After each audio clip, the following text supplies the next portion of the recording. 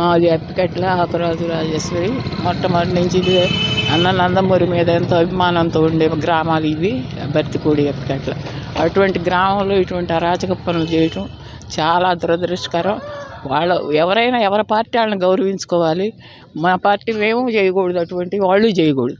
ఇటువంటి అరాచక పరిపాలన ఎందుకు చేస్తున్నారో అసలు అర్థమే కావట్లేదు.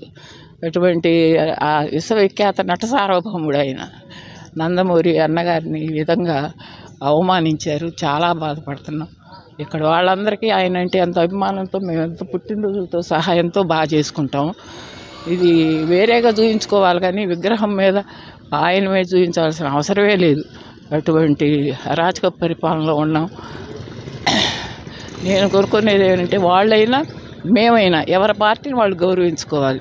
అంతేగాని ఈ విధమైన దుశ్చర్యలు, అమానుషం చాలా తప్పు.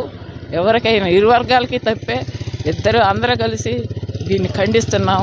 ముఖ్యంగా మహిళలందరూ, అప్పికట్ల మహిళలందరూ చాలా బాధపడుతున్నాం ఈ విషయంలో. ఇది చాలా శోచనీయంగా ఉంది, చూడలేము. చాలా బాధాకరంగా మాట్లాడాల్సి వచ్చింది. ఇటువంటి పరిస్థితి వస్తుందని మేము అనుకోలేదు. ఇటువంటి చిన్న గ్రామాల్లో కూడా ఇంత విద్వేషాన్ని పెంచుకున్నారంటే చాలా దుశ్చర్య ఇది.